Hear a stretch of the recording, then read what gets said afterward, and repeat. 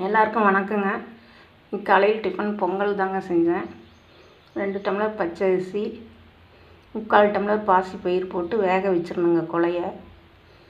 அப்புறம் நெய் ஊற்றி கரண்டியில் காய வச்சு இஞ்சி, பச்சை மிளகாய், கருவேப்பிலை, சீரகம், பெருங்காயத்தூள், மிளகு போட்டு தாளித்து கொட்டிடணுங்க.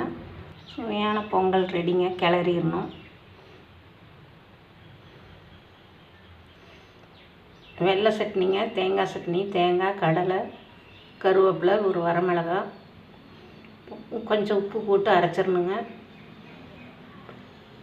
கொஞ்சம் தாளிச்சிட்டோங்க. அவ்வளோதாங்க. சூப்பரான பொங்கலுங்க. நீங்களும் வாங்க சாப்பிட்லாம். உங்கள் வீட்டில் என்னென்னு சொல்லி கமெண்ட் பண்ணுங்கள். பிடிச்சிருந்ததுன்னா லைக் பண்ணுங்கள், கமெண்ட் பண்ணுங்கள், சப்ஸ்கிரைப் பண்ணுங்கள். வாங்க சாப்பிட்லாம். ஓகே, பாய்.